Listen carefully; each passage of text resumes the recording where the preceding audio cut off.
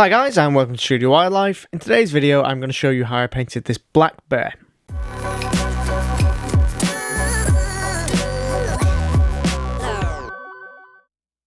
So I started by just using some black acrylic paint after I'd drawn my bear on my canvas in charcoal, and I just blocked out the darkest marks. This is a similar technique I used to my how to paint black fur video that I did a few weeks ago, but now I'm just showing you how I apply that technique to more realistic looking fur, or realistic looking paintings.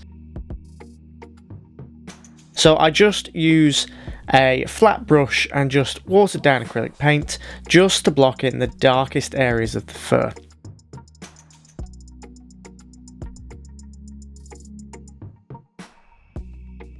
I do actually have a full version of this video on my Patreon channel if you want to check it out.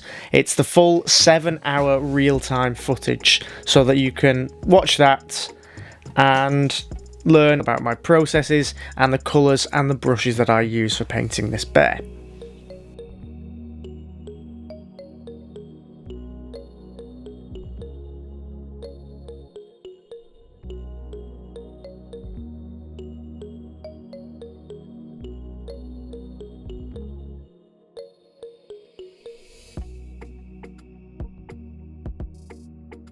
Once I've got my darks blocked in, I will start to do an acrylic wash just using some very thin watered down paints.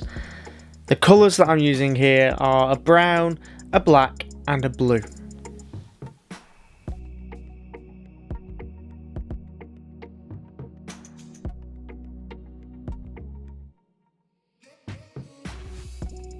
Once this blocking stage is done, I always start to work on the eyes next.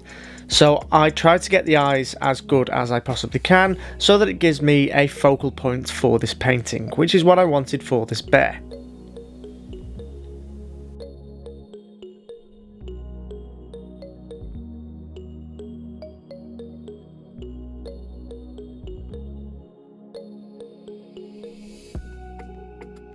Once I'd got the eyes done, I needed to bring back some of the black fur strands, so I just used a small angled brush and some watered down black acrylic paint to do this. Exactly the same as in my quick and easy process video for painting black fur. I'm just applying this to my reference photo of a bear which I got from wildlifereferencephotos.com.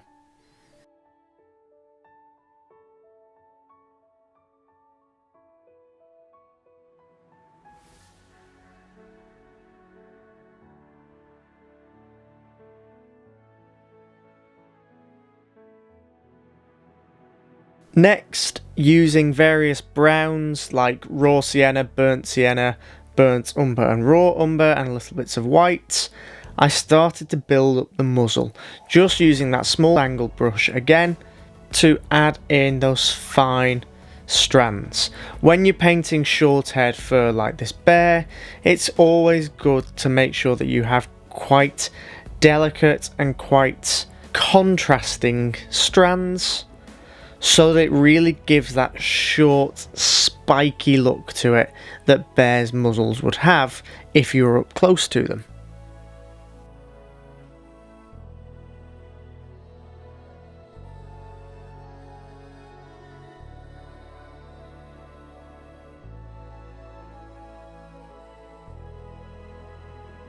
Next, I move on to the nose, and this is another one of the more detailed areas. So I first block in with black and then shade that over the top with some blues and some lighter washes. I'll just build that process until I'm happy I've got the darkest layers, and then start to refine even more by adding lighter and lighter layers on top of each other. I'll make the nose look wet and dimply by doing small dots, getting lighter and lighter with each time, finally adding my final highlights, which aren't pure white, but they're quite close to pure white, so they look bright, wet, and give that realistic looking effect to the nose. I'm actually going to do a full tutorial where I share my full process for painting the nose, and that will be up in a few weeks on the YouTube channel.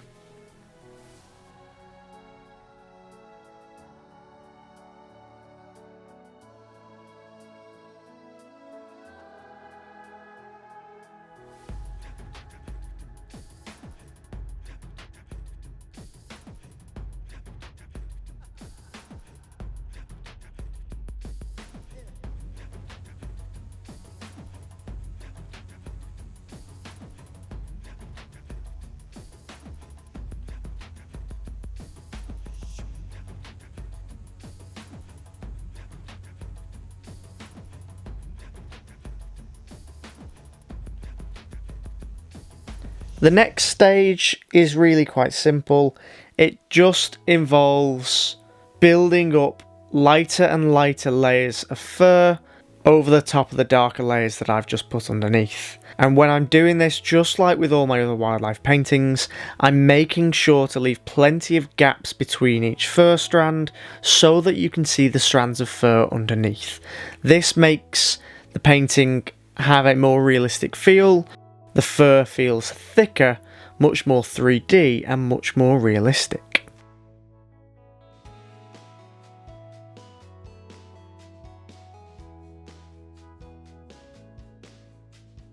At the minute, the bear is looking a little bit blue, and that is intentional. So I build up my lighter layers, build up that sort of almost 2D at this stage, this two-dimensional form, and then I will actually glaze with thin washes of colour the shadows over the top to give it a bit more of a 3D appearance.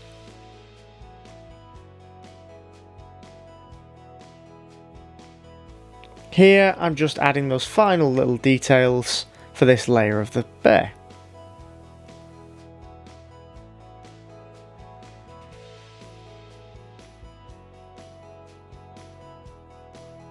At this point I could have done this with a brush, but I decided to glaze my shadows using my airbrush just because I'm finding it so much quicker and so much easier to use, and I just get softer looking gradations between my colours.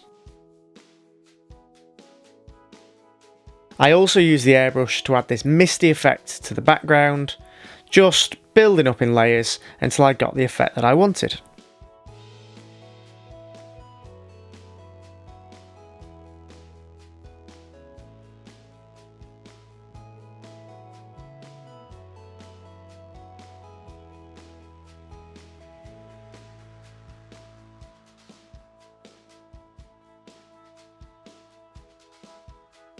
After this was done, I just used my small detail brush to add the final intricate strands of fur.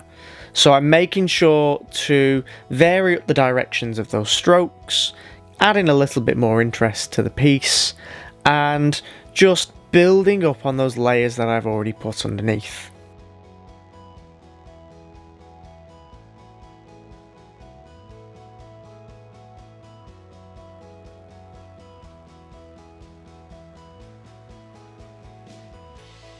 Once that's done, I use the dagger brush just to add those final longer strands of fur that are really thin, and that's it. I'm pretty much done with the piece. As I've already mentioned, the full version of this video is up on my Patreon channel. I'll put a link to that down in the description below, and it is in real time, so it's actually 7 hours worth of footage and me going into more detail about my processes and the colours and the brushes that I use for painting this bear. Here's the finished painting. It was so hard to photograph because it's so long. This one's actually getting shipped off to Tasmania very soon, where it's been bought, and I actually finished it with a resin coat to really give it that modern look. As always, thank you so much for watching, and for more wildlife art tips, please head on over to studiowildlife.com.